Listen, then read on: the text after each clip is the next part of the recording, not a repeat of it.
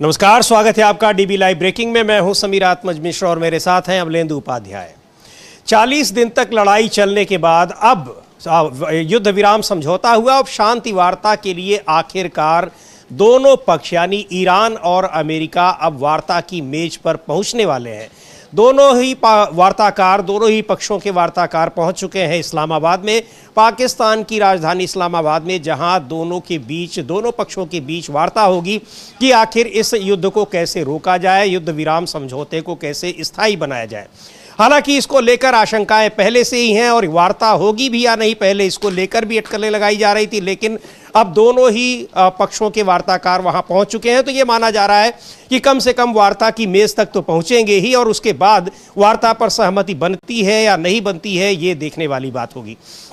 इधर ईरान का प्रतिनिधिमंडल भी वहां पहुंच चुका है, लेकिन इस वार्ता के लिए इस्लामाबाद पहुंचने से पहले ही और पहुंचने के बाद कूटनीतिक रूप से जो जीत ईरान ने हासिल की है वो बहुत महत्व रखती है, बहुत मायने रखती है, और अमेरिका को एक तरीके से वहां वार्ता से पहले ही कहीं न कहीं बैकफुट पर ला दिया है। क्यों ला दिया है इस पर हम लोग चर्चा करेंगे, लेकिन इस दौरान क्या कुछ हुआ है, क्या इस जो डेवलपमेंट हुए हैं, किस तरह से दोनों पक्षों के लोग पहुंचे हैं, और यहाँ जो जेडी वेंस के नेतृत्व में अमेरिकी प्रतिनिधिमंडल आया है वो रास्ता कैसे भटक गया इस्लामाबाद पहुंचने से पहले, उसकी चर्चा भी करेंगे। और अब कुछ देर बाद शायद वहां दोनों पक्षों के बीच वार्ता होगी। लेकिन यहां बड़ी महत्वपूर्ण बात यह है कि यहां दो पक्षों की जब बात हो रही है तो इस वार्ता में शामिल है ईरान और अमेरिका, जबकि लड़ाई ईरान और इजराइल के बीच में हो रही है। इजराइल यहां पर कहीं से कोई पक्ष नहीं दिखाई पड़ रहा है, कोई पक्षकार नहीं दिखाई पड़ रहा है, और उधर इजराइल को लेकर ही यहां पर वार्ता की जो है ये खटाई में पड़ सकती है, अटक सकती है, ये कहा जा रहा है, क्योंकि जिस तरीके से युद्ध विराम के बावजूद इजराइल ने हमले जारी रखे लेबनान पर, उसको लेकर ईरान काफ़ी सख्त हो गया।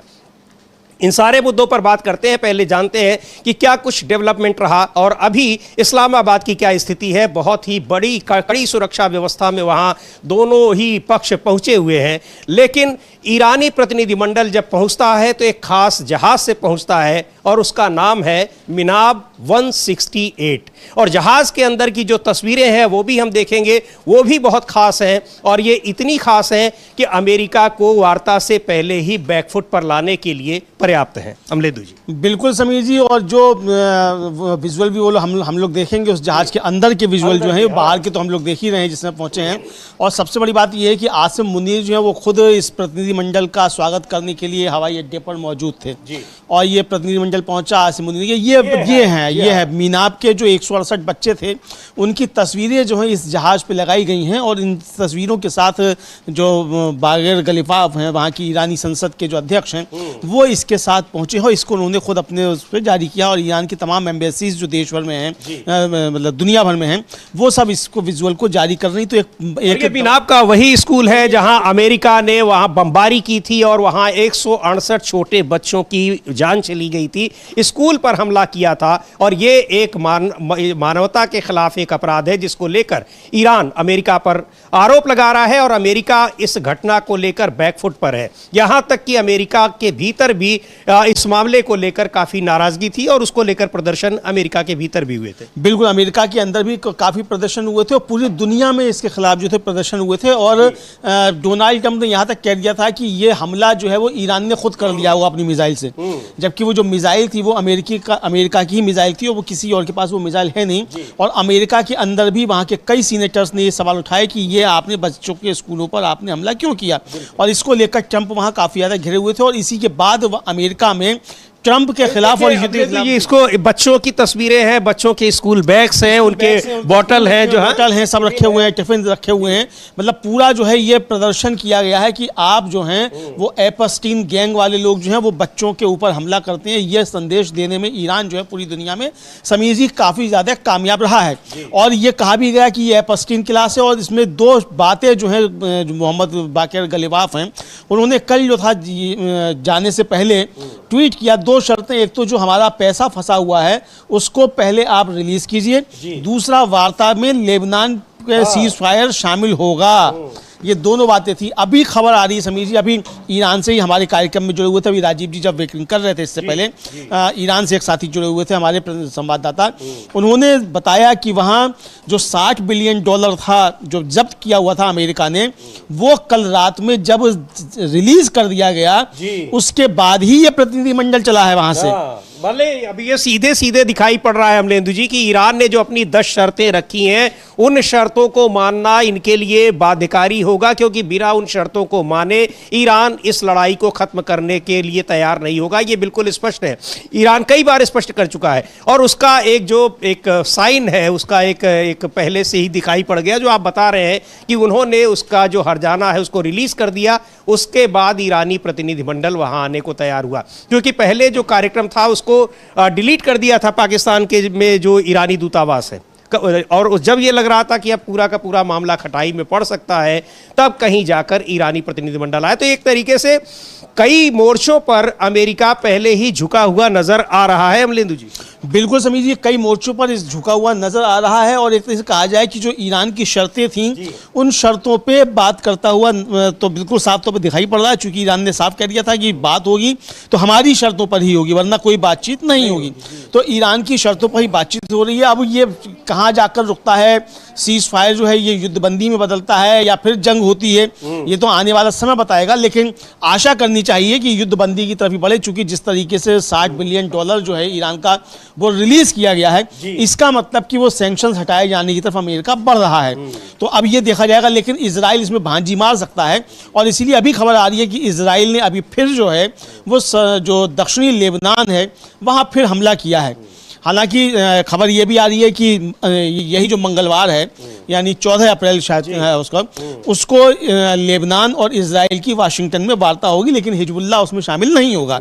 तो ये लेबनान की और इजराइल की वार्ता होनी है, लेकिन जो ईरान कह रहा है वो कह रहा है कि ये आपको रोकना पड़ेगा, लेबनान पे हमले भी रोकने पड़ेंगे और ये हमारी जो प्रमुख शर्त है उसमें ये शामिल है। जी बिल्कुल, तो ये प्रमुख शर्तों में शामिल है। लेबनान और अमेरिका इजराइल के बीच अमेरिका में वार्ता भी होगी, लेकिन इस वार्ता में क्या होगा, इस वार्ता में भी कोई हल निकल पाएगा कि नहीं, क्योंकि इजराइल जिस तरीके से हिजबुल्लाह के खिलाफ अपने ऑपरेशंस को जारी रखने पर अड़ा हुआ है उसको लेकर अभी भी आशंकाएं बनी हुई है। लेकिन महत्वपूर्ण बात यह है कि आज की वार्ता ये क्या सफल होगी और क्या कुछ होगा। चूंकि अच्छा दो चीजें हैं अमलेंदु जी, यहां पर मुख्य पक्ष अगर हम देखें तो ईरान और इजराइल है, लेकिन इजराइल यहां पर कहीं दिखाई नहीं पड़ रहा है और मध्यस्थता एक वो देश कर रहा है जो इजराइल को कैंसर के रूप में देखता है। उनके अपने जो रक्षा मंत्री है उन्होंने बयान दिया, हालांकि बाद में उस बयान को उन्होंने वापस ले लिया, ट्वीट को डिलीट कर दिया, लेकिन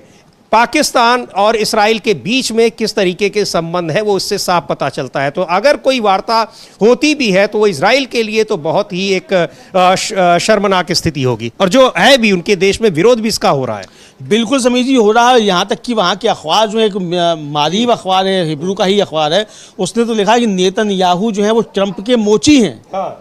यहाँ तक उसने लिख दिया कि ट्रंप के मोची और ये नाकारा साबित हुआ है और इसने इजराइल के हित जो है वो गिर भी रख दी, इस तरीके का उसने टिप्पणी की है। तो वहाँ के अखबार को निंदा कर रहे हैं, वहाँ प्रदर्शन, युद्ध विरोधी प्रदर्शन भी खूब हो रहे हैं। नेतन्याहू पूरी तरीके से घिरा हुआ है। इसी इतवार को नेतन्याहू के खिलाफ वहाँ मुकदमा भी शुरू होना है जिसमें उसको 19 साल की सजा हो सकती है नेतन्याहू को। ये सारी बातें चल रही हैं समीर जी। इस बीच जो वहाँ के ईरानी के संसद के जो अध्यक्ष हैं बागेर गलीबाफ, उनका कहना है कि अगर अमेरिका कोई समझौता करना चाहता है तो उसे ईरान के अधिकारों को स्वीकार करना होगा, ये उन्होंने साफ तौर पर कहा है। और देर रात उन्होंने इस्लामाबाद पहुंचने के बाद जो है अधिकारियों से बातचीत के दौरान किसी समझौते पर पहुंचने के संबंध में टिप्पणियां की अधिकारियों के साथ बातचीत में। और जो इरना है, वहाँ की आधिकारिक न्यूज़ एजेंसी है ईरान की, उसने मीडिया को बताया कि ईरान सद्भावना के साथ इस्लामाबाद आया है, हालांकि उसे संयुक्त राज्य अमेरिका पर भरोसा नहीं है, इसके बावजूद वो सद्भावना के इरादे से ही आया है। हाँ, कि वहां पर शांति बनी रहे इसलिए हम कोशिश कर रहे हैं, लेकिन उसको भरोसा नहीं है, यकीन नहीं है। और ये बात तब भी कही थी ईरान ने जब वहां युद्ध विराम समझौता हुआ था, और उसका असर भी दिखाई पड़ा कि तुरंत ही उसका उल्लंघन शुरू हो गया। लेकिन इस तस्वीर को एक बार देखते हैं, जब ईरानी प्रतिनिधिमंडल इस्लामाबाद पहुंचता है तो किस तरीके से वहां पर स्वागत किया गया। एक बार देखते हैं इसको फुल स्क्रीन पर। और जी हाँ, ये यूएस का है ये हाँ, ये यूएस का है। उसको जब यहाँ ये पहुंच रहे हैं, ईरानी प्रतिनिधिमंडल जब पहुंच रहा है, तब वहां पर किस तरीके से स्वागत हुआ है और जो ये चीजें इनको जेडी वेंस को रिसीव करने पहुंचे हैं इसाक डार, और ईरानी प्रतिनिधिमंडल को रिसीव करने पहुंचे हैं आसिम मुनीर। ये अंतर है, देखिए ये ईरान का है। ये ईरान का प्रतिनिधिमंडल जब वहां पहुंचता है इस्लामाबाद में, तो किसमें है वहां पर, तो ये दोनों ही प्रतिनिधिमंडल अब पहुंच चुके हैं, यानी अमेरिकी प्रतिनिधिमंडल भी, जिसमें वहां पर गालिबफ हैं जो वहां की संसद के अध्यक्ष हैं, और वहां के जो विदेश मंत्री हैं। इसके अलावा जेडी वेंस उपराष्ट्रपति हैं अमेरिका के, वो पहुंचे हैं। उनके साथ में दो और सदस्य हैं, जिसमें एक कुशनर साहब हैं जो डोनाल्ड ट्रंप के दामाद ही हैं। उनके पास कोई सरकारी पद नहीं है, और ये इस वार्ता को लेकर डोनाल्ड ट्रंप ने अपने जो 3 उनके बेहद करीबी लोग थे उनको इसमें रिप्रेजेंटेटिव बनाया है। हालांकि जेडी वेंस तो एक समय में डोनाल्ड ट्रंप के बहुत बड़े विरोधी थे, लेकिन बाद में उनके बहुत करीबी भी बन गए। अब ये देखना है कि इस वार्ता में क्या कुछ होगी, लेकिन जिस तरीके से एक दूसरे के प्रति संदेह दिखाई पड़ रहा है, उसको देखते हुए इस वार्ता को लेकर विशेषज्ञ जो है कोई बहुत उम्मीद नहीं लगा रहे। हाँ समीर जी, विशेषज्ञों को ज्यादा उम्मीद नहीं है इस वार्ता को लेकर, लेकिन समीर जी जो अमेरिका के विशेषज्ञ हैं वो बहुत सी बातें कह रहे हैं, और अमेरिका के पूर्व विदेश मंत्री हैं जॉन कैरी, और उनका जो कहना वो इसी की तरफ इशारा देता है कि अब वो ट्रंप के पास यहाँ से निकलकर समझौता करके निकलकर जाने के अलावा दूसरा कोई विकल्प नहीं है। और ऐसा क्यों है? जॉन कैरी कह रहे हैं कि जब आप युद्ध में उतरते हैं तो आप उम्मीद करते हैं कि आपको अपने लोगों का समर्थन हासिल होगा, आपके सामने एक स्पष्ट खतरा होता है, आपको इस बात को लेकर पूरी स्पष्टता होती है कि आपको युद्ध में क्यों उतरना है। लेकिन इस मामले में ये एक ऐसा युद्ध है जो असल में नेतन्याहू के उस पुराने सपने को पूरा कर रहा है, जिसके तहत वे ईरान को उतना नुकसान पहुंचाना चाहते हैं जितना उन्हें करने की इजाजत है। यानी ये युद्ध अमेरिका का नहीं है, नेतन्याहू का सपना पूरा करने के लिए ट्रंप इस युद्ध में कूदा, तो इसीलिए अमेरिका की जनता का समर्थन ट्रंप को नहीं मिला, इसीलिए ट्रंप के सामने अब इसके अलावा कोई विकल्प नहीं है कि यहां से समझौता करके बाहर निकल जाए। तो ये कहना है जॉन कैरी का। जी बिल्कुल, जॉन कैरी ये कह रहे हैं, और इसके अलावा इसको लेकर जो दुनिया भर से प्रतिक्रियाएं आ रही हैं, उम्मीद यही की जा रही है कि वार्ता सफल हो, क्योंकि इस वार्ता के जरिए अगर ये सफल होती है तो पूरे पश्चिम एशिया में शांति स्थापित होगी। लेकिन ये बार बार आरोप लग रहे हैं कि इजराइल कतई नहीं चाहता कि सीरिया में शांति स्थापित हो। अब जो भी कारण, इधर तुर्की के राष्ट्रपति रिसेप तैयब एर्दोआन का भी बयान आया है। वो कह रहे हैं कि जिस दिन संघर्ष विराम की घोषणा की गई थी, उसी दिन इजराइल ने 254 लेबनानी लोगों की बेरहमी से हत्या कर दी। खून और नफरत में अंधा ये नरसंहारकारी तंत्र सभी मानवीय मूल्यों को ताक पर रखते हुए और किसी भी नियम या सिद्धांत को ना मानते हुए मासूम बच्चों, महिलाओं और नागरिकों की हत्या करना जारी रखे हुए है। तो ये कि अब इस वार्ता की मेज पर आने से पहले ही युद्ध विराम हो रहा है, और युद्ध विराम के बाद भी हमले लगातार जारी हैं, जबकि लेबनान युद्ध विराम के समझौते में शामिल है और इजराइल उसको अब तक नहीं मान रहा है, अमेरिका के कहने पर भी नहीं मान रहा है। यहां तक कि नेतन्याहू का वो बयान भी आया है कि अगर हम वार्ता तो करेंगे, लेकिन वार्ता में लेबनान के साथ हमारी वार्ता होगी, लेकिन उस वार्ता में हिजबुल्लाह पर, उसके ठिकानों पर हमारे हमले नहीं रुकेंगे।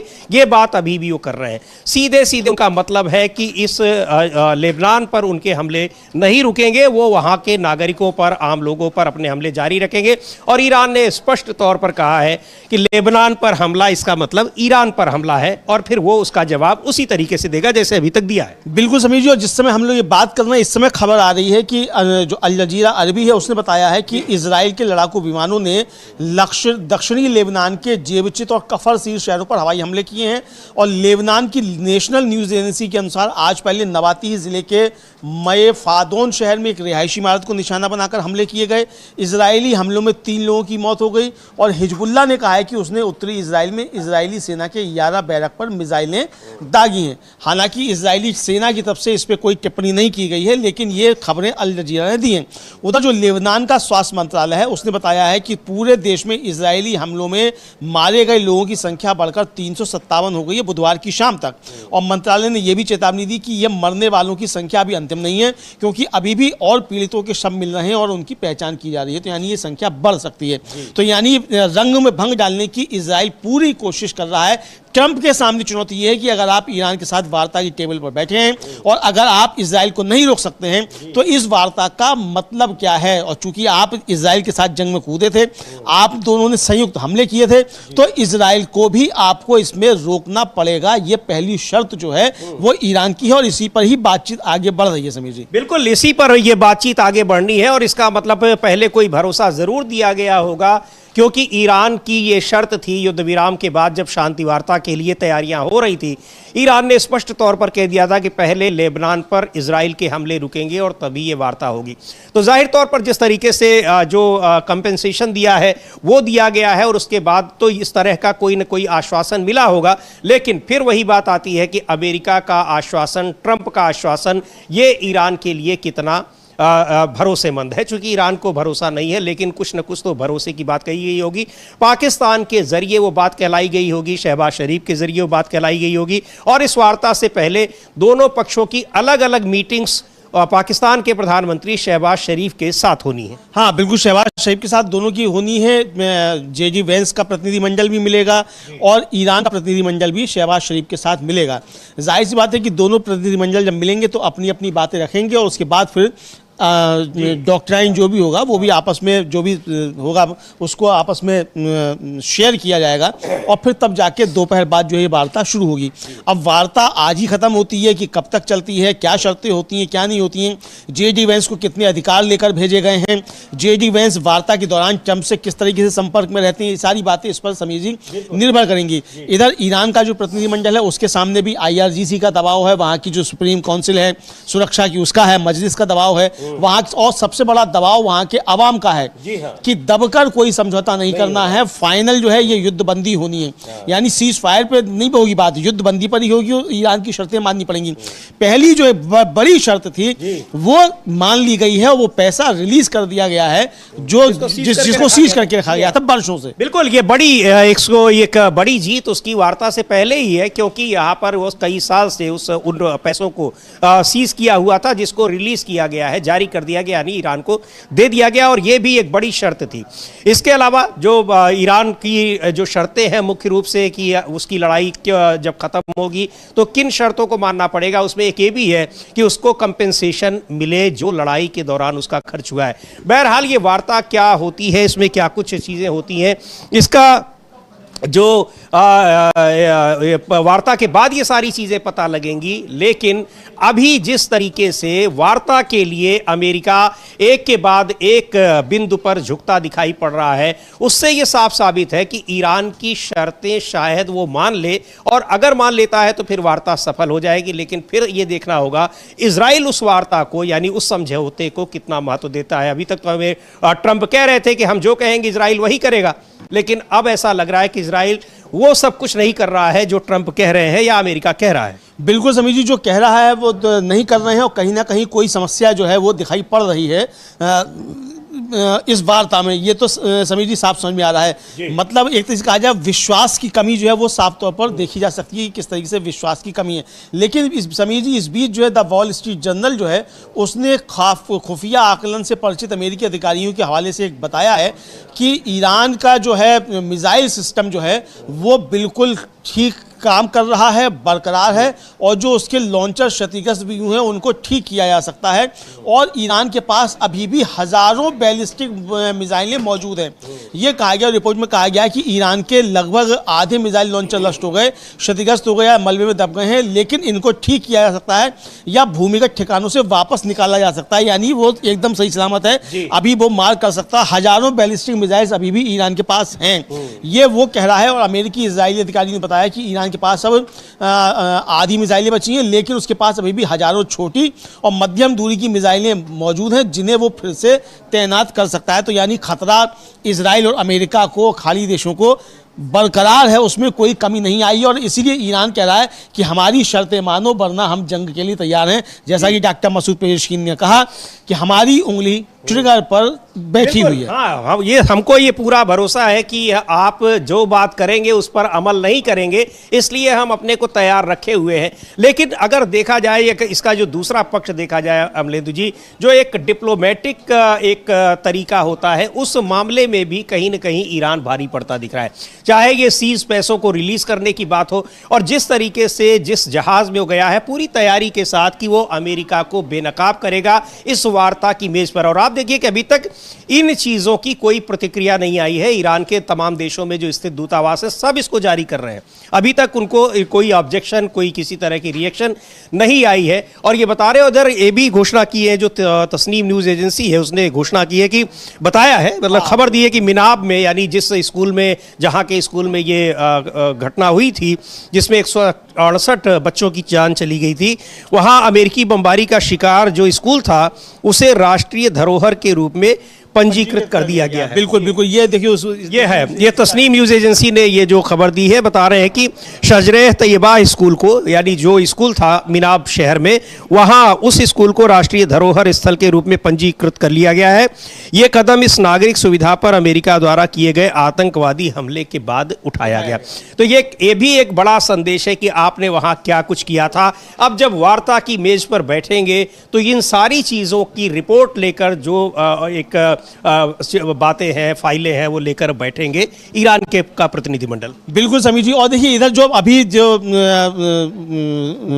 ईरान के विदेश मंत्री सैयद अब्बास अराक्ची, उन्होंने जो कल एक ट्वीट किया था, परसों देर रात किया था और कल हम लोगों ने उसका जिक्र भी किया था। उन्होंने कहा था कि इतवार से मुकदमा शुरू होना है नेतन्याहू का और उसे जेल जाना है, तो इसलिए वो इसको वार्ता को पटरी से उतारने की कोशिश करेगा। और सैयद अब्बास अराक्ची की बात को नेतन्याहू ने सच साबित कर दिया। और नेतन्याहू ने जो चल रही है उनकी सुनवाई चल रही है अदालत में, तो ये युद्ध विराम के बीच भ्रष्टाचार के मामले में गवाही में देरी करने का अनुरोध अदालत से नेतन्याहू ने आज किया है। अभी ये खबर आ रही है और ये है कि सुरक्षा चिंताओं का हवाला देते हुए अपने भ्रष्टाचार के मुकदमे में की सुनवाई कर रही अदालत से नेतन्याहू ने अपनी गवाही स्थगित करने का आग्रह किया है। उनके वकील ने शुक्रवार की शाम को अदालत में दायर एक याचिका में यह अनुरोध किया और युद्ध विराम की घोषणा के बाद इजराइल द्वारा ईरान पर आक्रामक युद्ध के कारण लगाए गए आपातकाल को हटाए जाने के बाद नेतन्याहू के लंबे समय से चल रहे भ्रष्टाचार के मुकदमे की सुनवाई रविवार को फिर से शुरू होने वाली थी। तो ये वहां रखा गया है और बचाव पक्ष ने कहा कि वह अभियोजन पक्ष के गवाही की सुनना जारी रखने के लिए तैयार है और हाल के दिनों में घटी नाटकीय घटनाओं से जुड़े गोपनीय सुरक्षा और राजनीतिक कारणों से प्रधानमंत्री कम से कम अगले 2 हफ्तों तक कार्यवाही में गवाही देने में सक्षम नहीं होंगे। याचिका में इनकी तरफ से कहा गया, यानी 2 हफ्ते और चाहते हैं, वरना फिर ये हमले अपने इसी तरीके से युद्ध में उलझाए रखेगा। क्योंकि वहां आपातकाल हट गया, सीजफायर हो गया, तो आपातकाल हटते ही अभी सुनवाई शुरू होगी तो जेल जाना तय है नेतन्याहू का। तो ये जो है वो इसीलिए उलझाए हुए था इतने युद्ध में। ये सारी बातें अब सामने आ रही कि वो वहां पर गवाही न देने जाना पड़े या फिर उसको और लंबा खींच जाए, क्योंकि अगर युद्ध में देश है तो वहां पर इमरजेंसी हालात हैं, इमरजेंसी लगी हुई है। ईरान में 28 फरवरी को ही इमरजेंसी लगा दी गई थी जब इसराइल में, और जब इसराइल ने ईरान पर हमला बोला था। तो ये अब कोशिश उनकी है कि और ये चीजें बढ़ जाए, और ये बात अब्बास अराक्ची ने, विदेश मंत्री ने कही भी थी।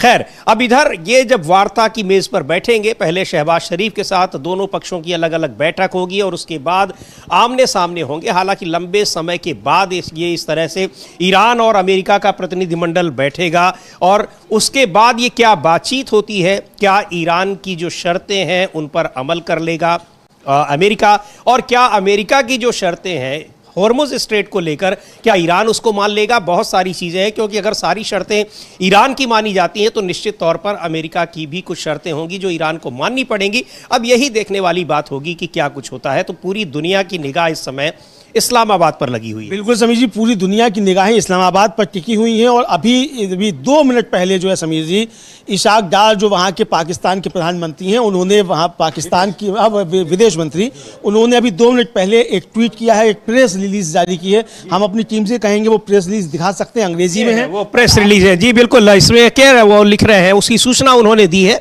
कि अमेरिकी उपराष्ट्रपति JD वेंस के नेतृत्व में एक उच्च स्तरीय अमेरिकी प्रतिनिधिमंडल, जिसमें विशेष दूत स्टीव विटकॉफ और जेरेड कुशनर भी शामिल थे, आज इस्लामाबाद वार्ता में भाग लेने के लिए इस्लामाबाद पहुंचा।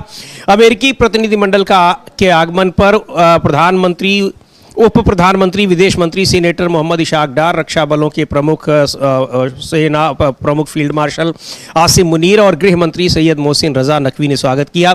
उपराष्ट्रपति का स्वागत करते हुए विदेश मंत्री ने स्थायी, क्षेत्रीय और वैश्विक शांति तथा स्थिरता प्राप्त के लिए अमेरिका की प्रतिबद्धता की सराहना की। तो ये अपना वही उम्मीद जताई है उन्होंने कि इसका एक कोई शांतिपूर्ण समाधान कुछ निकल सकता है। ये प्रेस रिलीज उन्होंने जारी की है, जो अमेरिकी प्रतिनिधिमंडल, चूंकि अमेरिकी प्रतिनिधिमंडल अब से कुछ देर पहले वहां पर पहुंचा है, ईरानी प्रतिनिधिमंडल देर रात वहां पहुंच गया था, तो ये उसकी जानकारी उन्होंने दी है। अब सारी बातें इस पर टिकी हुई है कि दोनों पक्ष यानी ईरान और अमेरिका कितना एक दूसरे इस वार्ता के लिए कितना झुकते हैं और फिर इजराइल उनको कितनी मान्यता देता है। हाँ बिल्कुल, इजराइल उसको कितनी मान्यता देता है, चूंकि इजराइल के एक मंत्री ने तो साफ कह दिया कि भाई हमारे साथ धोखा हुआ है और ये ठीक नहीं है। जो सीज फायर है उसको उन्होंने कहा है, हालांकि वो कितना पिटेंगे इसके बाद वो अलग का मसला है समझिए। लेकिन इस बीच जो है जो रूस की मीडिया आउटलेट है आरटी, उसका कहना है कि ईरान जो है वो अमेरिका के साथ युद्ध समाप्त करने के लिए बातचीत की अपनी कड़ी शर्तों पर अड़ा हुआ है, बिल्कुल उसका पूरा है।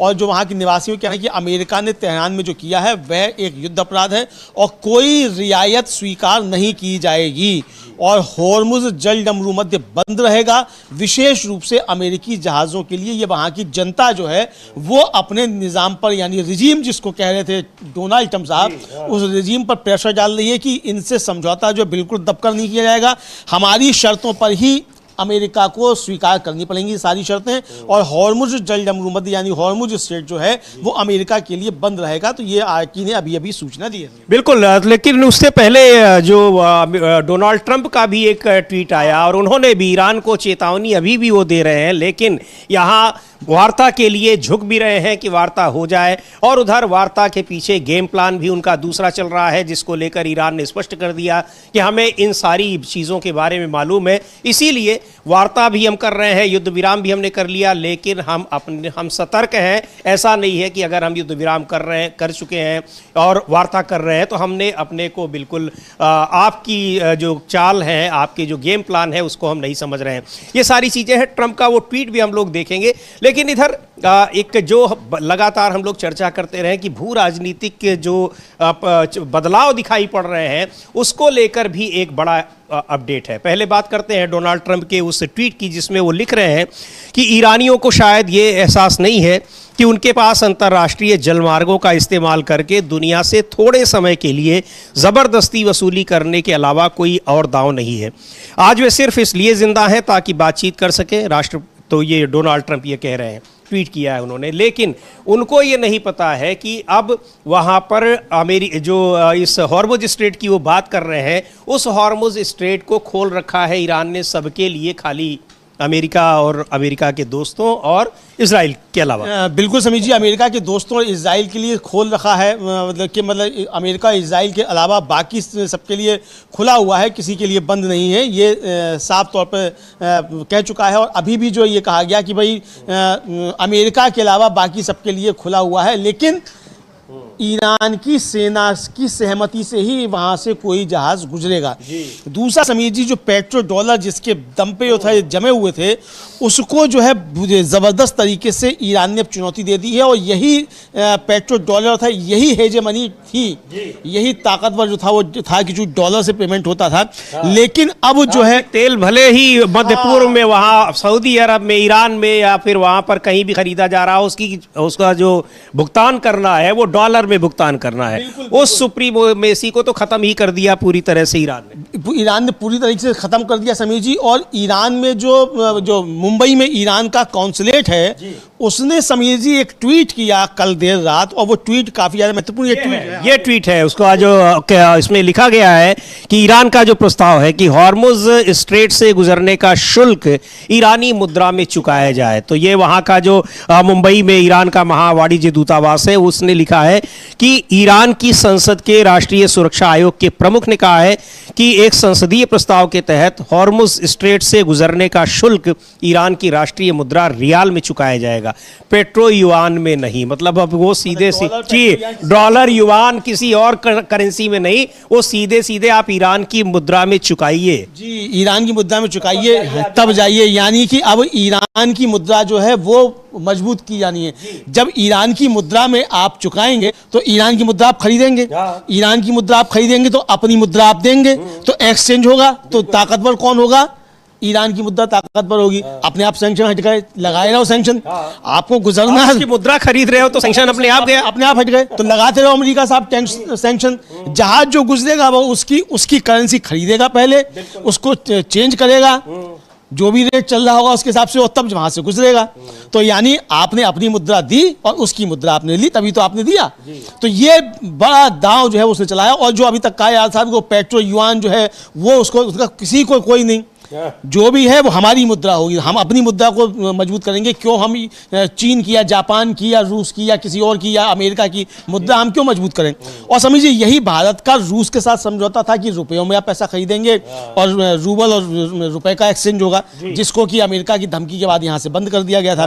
तो ये ईरान ने एक बहुत बड़ा कदम जो है ये चलाया है। और उसी को लेकर अब ये कहा जा रहा है कि जो अरब लीग के देश है वो भी ब्रिक्स में अब शामिल होंगे। यानी अब कितना बड़ा ये बदलाव दिखाई पड़ रहा है, ये बड़ा महत्वपूर्ण है। इस वार्ता के बाद भी जो कुछ होगा तो ये अमेरिका के लिए नुकसानदायक ही साबित हो रहा है, नुकसानदेह साबित होगा। और ये वर्ल्ड ऑर्डर जो चेंज हो रहा है ये उसकी जो है एक ये संकेत है कि अब वर्ल्ड ऑर्डर चेंज हो रहा है। पेट्रो डॉलर जो है उसकी हेजेमनी टूट रही है। अब रूस में अरब लीग के राजदूत हैं वलीद हामिद शिल्टाग, जो स्पुतनिक एजेंसी है वहाँ की रूस की, उसका कहना है कि उनका शिल्टाग का कहना है कि ब्रिक्स अरब देशों के लिए बहुत ज़्यादा आकर्षक साबित हो रहा है, क्योंकि ये असली अंतर्राष्ट्रीय कानून और संप्रभुता के सम्मान पर आधारित है, जिसमें कोई दबाव या दादागिरी नहीं है। और अमेरिका के खाड़ी देश के अरब देशों की रक्षा करने में नाकाम रहने के बाद ब्रिक्स जो है वाशिंगटन के पुराने सुरक्षा के बदले तेल वाले सौदे के एक नए विकल्प के तौर पर उभर रहा है। अब ब्रिक्स की अध्यक्षता है इस समय भारत के पास, और ब्रिक्स का सदस्य देश है ईरान। लेकिन हमारी ब्रिक्स के अध्यक्ष महोदय ने जो है अभी तक ईरान पर हमले की कोई निंदा नहीं की है। तो ये भी सवाल उठ रहे हैं ब्रिक्स के अध्यक्ष साहब के ऊपर भी, समीर जी सवाल उठ रहे हैं। लेकिन ब्रिक्स मजबूत हो रहा है। और सबसे पहले की महत्वपूर्ण बात है, कल लेबनान के ऊपर जो हमला किया गया इसराइल ने, उसकी निंदा विदेश मंत्री उसकी कर दी, चूंकि वहां जो यूएनआई फिल है, जो उसकी शांति सेना है यूएन की, उसमें भारत शामिल है, इसलिए निंदा उसकी की गई कि भाई इसमें हम शामिल हैं। लेबनान ने उसकी की है। लेकिन ये भी एक बहुत बड़ी चीज है कि जिनके गले पड़कर आए थे फादरलैंड वाले, तो उस देश की जो निंदा की जा रही है कि आप लेबनान पे हमले कर रहे हैं। लेकिन समीर जी आपको याद होगा कि जब प्रधानमंत्री गए थे ट्रंप से मुलाकात करने के लिए, ट्रंप के चुने जाने के बाद प्रधानमंत्री मोदी की मौजूदगी में ट्रंप ने कहा था ब्रिक्स खत्म हो गया और ब्रिक्स से ऊपर लगाएंगे, ये सारी बातें कही थी। वही ब्रिक्स जो है अब मजबूत हो रहा है। और ये बात अरब लीग के लोग कह रहे हैं, जो कि अब जो शामिल भी नहीं है और जहां अमेरिका के अड्डे हैं और उनको पैसा देते हैं वो, तो वो अरब लीग के लोग ये बात कर रहे हैं। तो ये बहुत बड़ा परिवर्तन। हम लोग देखते हैं जो वलीद हामिद शिल्टाग जो ये अरब लीग के राजदूत है रूस में, उनका जो ट्वीट है, क्या कह रहे हैं कि बिल्कुल साफ साफ कि ब्रिक्स ने सभी देशों के साथ बहुत तेजी से बेहतरीन संबंध बनाए हैं बिना किसी दबाव के। स्पुतनिक का ट्वीट है ये, बिना किसी दबाव के, बिना अपना प्रभाव थोपे। बहुध्रुवीय दुनिया आने वाली नहीं है, वो पहले ही आ चुकी है।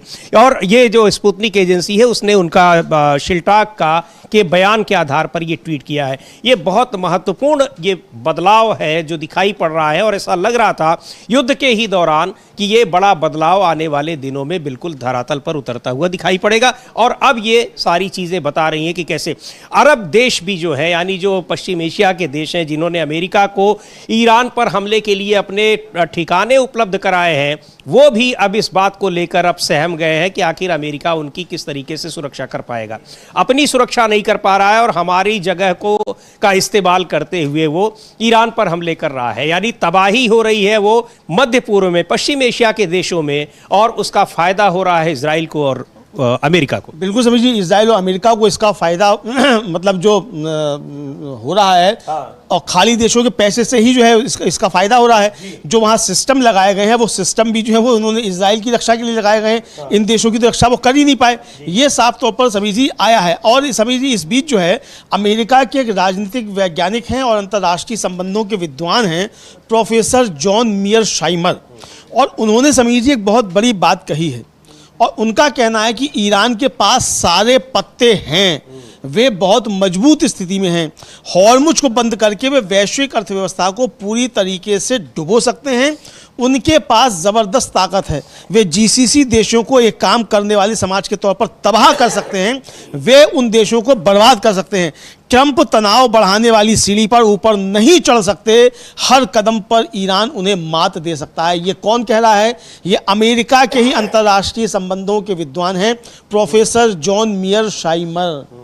ये कह रहे हैं कि ट्रंप जो है वो तनाव बढ़ाने वाली सीढ़ी जो है उस पर ऊपर नहीं चढ़ सकते हैं, ईरान हर कदम पर उन्हें मात दे सकता है। तो समझिए ये बातें अमेरिका के अंदर से आ रही हैं, और इसीलिए ट्रंप जो हैं वो मजबूर हुए, पाकिस्तान के ज़रिए जो है उन्होंने शांति संदेश भिजवाया, मजबूर हुए कि हम सीज फायर कर रहे हैं, रुको भाई, बातचीत कर लो, तुम्हारी शर्तें हम सुनने को तैयार हैं, उन पर बात करने के लिए तैयार हैं। लेकिन समीजी दुनिया के सामने बताना नहीं चाहते हैं कि हम पिटे बहुत हैं, तो धमकी देना जारी रखे हुए हैं। जी बिल्कुल, धमकी तो लगातार जारी है, लेकिन ये सारी चीज़ें दिखा रही हैं कि आप ईरान की एक एक शर्त के आगे झुक रहे हैं, उनको स्वीकार कर रहे हैं। अब वार्ता की मेज़ पर बहुत सारी बातें आएंगी कि क्या कुछ है जो ईरान ने बातें कही हैं, लेकिन सबसे बड़ी बात तो यही है कि पहली शर्त उसकी यही है कि लेबनान पर हमले रुकें, और क्या अमेरिका उसको मानेगा, यानी वो इजराइल को इस बात के लिए तैयार कर पाएगा? ये बहुत बड़ा मसला है। हालांकि अब इजराइल और लेबनान के बीच वार्ता मंगलवार को रखी गई है, लेकिन उसका एश्योरेंस जो है मुझे लगता है कि ईरान पहले ले लेगा अमेरिका से, और अमेरिका के लिए ये भी बड़ा मुश्किल है कि वो इजराइल को कह दें कि अब बिल्कुल आपको हमले नहीं करने हैं, क्योंकि कई बार ट्रंप के कहने के बावजूद इजराइल के हमले लगातार जारी हैं लेबनान पर। बिल्कुल समझिए, ईरान के लेबनान पर हमले जारी हैं लगातार, और अभी भी जारी हैं। हम लोग जिस समय बात कर रहे हैं उस समय भी सूचना हम लोगों ने भी दी कि जो आ रही हैं। लेकिन इस बीच समीर जी, जो ईरान की तस्नीम न्यूज एजेंसी है उसने एक बड़ी बात कही है, वो एक ट्वीट किया है, वो अपनी टीम से कहेंगे वो ट्वीट दिखा सकते हैं और आप बता सकते हैं बड़ी बात कही क्या है। जी बिल्कुल, तो ये लिखा है तस्नीम न्यूज एजेंसी जो ईरान की है कि ईरान पाकिस्तानी प्रधानमंत्री के समक्ष अमेरिका द्वारा वादों के उल्लंघन का मुद्दा उठाएगा। ईरानी प्रतिनिधिमंडल आज दोपहर इस्लामाबाद में पाकिस्तानी प्रधानमंत्री शहबाज शरीफ के साथ होने वाली अपनी बैठक के दौरान अमेरिका द्वारा वादों के उल्लंघन का मुद्दा उठाएगा। तो ये अब जाहिर सी बात है कि वो तो चीज़ें होंगी ही कि आपने युद्ध विराम किया और उस युद्ध विराम के शर्तों का आप खुद ही उल्लंघन कर रहे हैं।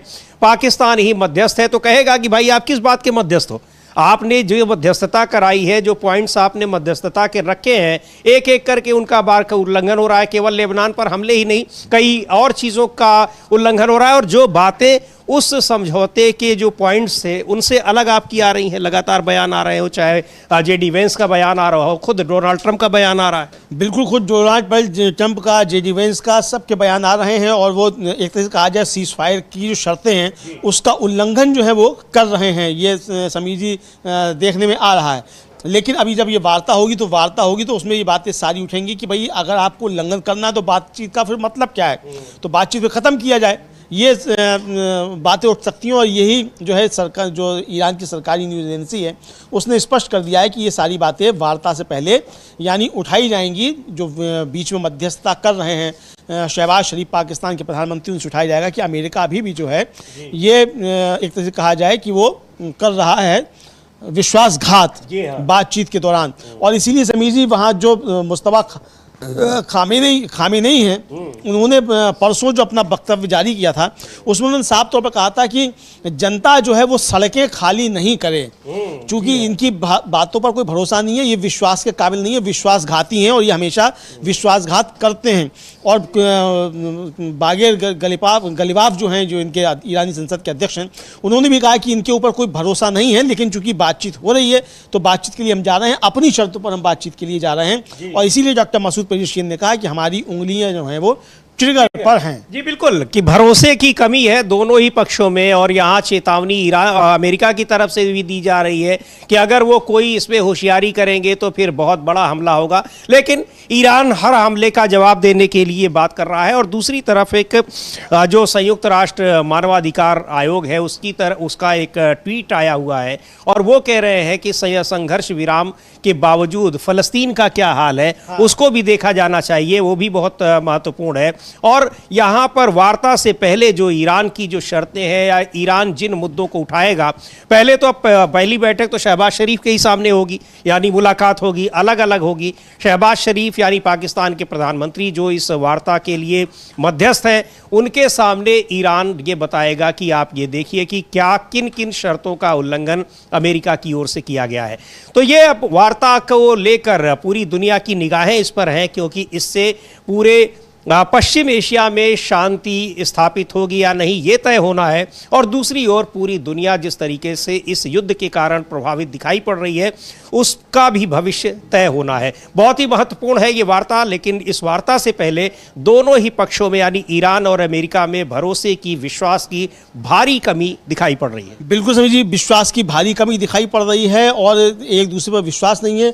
और गजा में और फिलिस्तीन में जिस तरीके से तोड़ रहा है सीज फायर को इजराइल लगातार, इसको लेकर जो यूएन की जो सुरक्षा मानवाधिकार उच्चायुक्त हैं वोल्कर टर्क, उनके प्रवक्ता हैं और उन्होंने जो है एक अपना वक्तव्य जारी किया, उसको हम लोग सुन भी सकते हैं समीर जी, उनका बाइट हम सुनेंगे। और वो कह रहे हैं कि युद्ध विराम की घोषणा के 6 महीने बाद भी फिलिस्तीनियों के पास अपने अस्तित्व को बचाने का कोई खाका नहीं है। वे चाहे कुछ भी करें या ना करें, कहीं भी जाएं या ना जाएं, उन्हें किसी भी तरह की सुरक्षा या बचाव हासिल नहीं है। तो हम लोग सुनते हैं क्या कह रहे हैं वोल्कर टर्क इस वहां पर गजा में, फलस्तीन में क्या कुछ हो रहा है, इजराइल युद्ध विराम का कितना पालन कर रहा है उसे लेकर।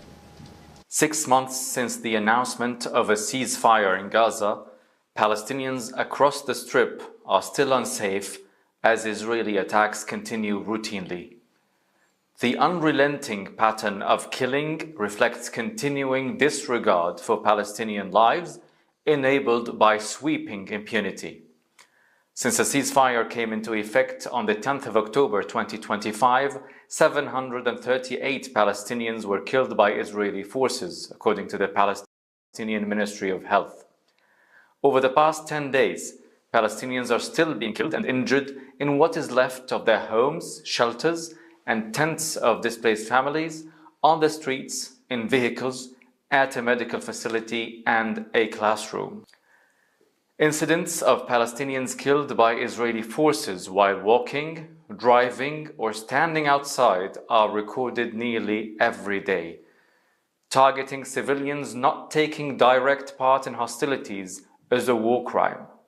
After 2.5 years of repeated crimes under international law, committed with sweeping impunity, and tens of तो ये संयुक्त राष्ट्र मानवाधिकार उच्चायुक्त के प्रवक्ता हैं वोल्कर टर्क, और कह रहे हैं कि युद्ध विराम की घोषणा के 6 महीने बाद भी फलस्तीनियों के पास अपने अस्तित्व को बचाने का कोई खाका नहीं है। वे चाहे कुछ भी करें या ना करें, कहीं भी जाएं या ना जाएं, उन्हें किसी भी तरह की कोई सुरक्षा या कोई बचाव हासिल नहीं है।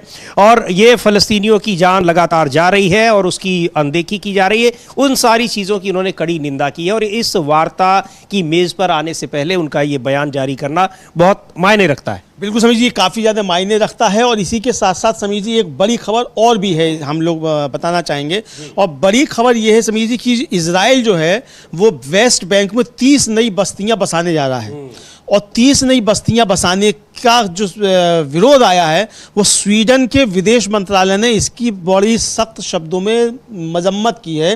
वो स्वीडन के विदेश मंत्रालय का हम लोग ट्वीट देख सकते हैं और आप बता सकते हैं कि उसने कहा क्या है स्वीडन के विदेश तो स्वीडन का विदेश मंत्रालय ये कह रहा है कि वेस्ट बैंक में 30 से ज़्यादा नई बस्तियां बसाने के इजराइल के हालिया फैसले की निंदा करता है स्वीडन।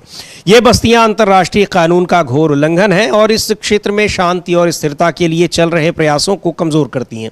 हम इजराइल सरकार से आग्रह करते हैं कि वो इन फैसलों को तत्काल वापस ले और अपने अंतर्राष्ट्रीय दायित्वों का सम्मान करे। तो ये स्वीडन के विदेश मंत्रालय का ये बयान, यानी इस वार्ता से ठीक पहले इजराइल की किस तरीके से निंदा हो रही है, इजराइल की जो नीतियां हैं, इजराइल की जो विस्तारवादी जो उसका एक रवैया है, उसको कैसे दुनिया के अलग अलग देश और अलग अलग संगठन ये दिखा रहे हैं, ये बहुत मायने रखता है। और उधर ये वार्ता सफल ना होने पाए, युद्ध विराम वहां लागू ना होने पाए, इसको लेकर इजराइल कितना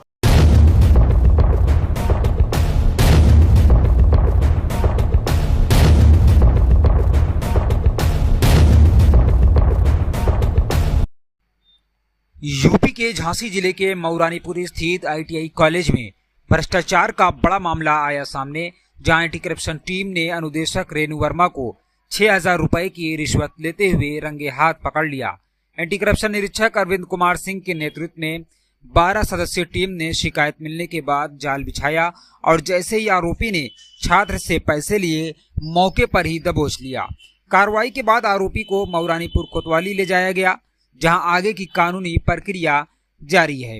इस घटना से कॉलेज में हड़कंप मच गया है, जबकि टीम अब पूरे मामले की गहराई से जांच कर अन्य शामिल लोगों की भूमिका भी खंगाल रही है।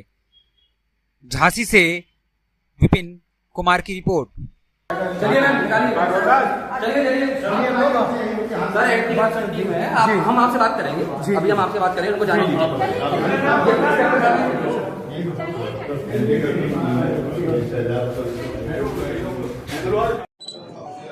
क्या नाम है आपका? कहाँ के रहने वाले हैं? भटपुरा। क्या शिकायत की थी और किससे शिकायत की थी और क्या कार्रवाई हुई है? आईटीआई से हम लोग आईटीआई कर रहे हैं जी। कौन से कॉलेज से? गवर्नमेंट। कहाँ पे? कहाँ पे है ये अपना यहाँ जतारा रोड के पास में पड़ता है, चौराहे की थोड़ी आगे, फायर स्टेशन के बगल पे, मऊरानीपुर में। मऊरानीपुर। अच्छा, फिर क्या हुआ?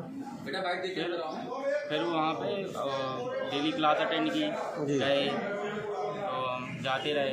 अब सीबीटी एग्जाम के लिए वेरिफिकेशन होते हैं जी। तो वेरिफिकेशन जब करवाने के लिए गए तो मैम ने बोला कि आप लोगों को 5,000 रुपये देने पड़ेंगे। कौन मैम ने बोला?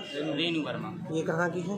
ये झांसी की रहने वाली है। अच्छा, फिर क्या हुआ? फिर हम लोगों ने कहा कि मैम हम व्यवस्था करेंगे पैसों की, हम दे देंगे, बट अभी हमारे पास है नहीं, आप इसमें पैसे कहाँ लगते हैं? अगर कोई लीगल पैसे लगते हो तो हमें उसका प्रूफ दीजिए या रसीद दीजिए। तो उन्होंने कहा नहीं, ये तो जेन्युइन पैसे हैं, ऐसे ही देने पड़ेंगे आपको। अच्छा, तो फिर हम लोगों को सभी बच्चों से मांगा? सभी बच्चों से मांगा। फिर आप लोगों ने किससे शिकायत की थी? हम लोग एंटी करप्शन ब्यूरो ACU है झांसी, झांसी में शिकायत की? झांसी में शिकायत की। तो आज क्या कार्रवाई हुई है? आज कार्रवाई हुई है कि उन्होंने हमसे नोट लिए और उनमें मिथाइल। रेणु वर्मा कौन है वहाँ पे कॉलेज में? रेणु वर्मा अनुदेशक हैं। अनुदेशक 3 है। टेरोडों की इंचार्ज, 3 टेरोडों की इंचार्ज हैं वो। अच्छा, हाँ। कौन कौन से टेड़ों की in charge? MCA, mechanical consumer, ICTCM अच्छा, और कोपा। और रेणु वर्मा के अलावा और किसी को पकड़ा गया? नहीं, रेणु वर्मा को कितने की रिश्वत देते हुए पकड़ा गया? 3-3 हज़ार 6,000 की रिश्वत देते हुए। 3 लोगों से लिए थे? 2 लोगों को 3-3 हज़ार? 3-3 हज़ार। अच्छा, आप लोगों ने दिए हैं, एंटी करप्शन ने पकड़ा है। हाँ सर, अभी कहाँ आए हैं? कोतवाली। ठीक।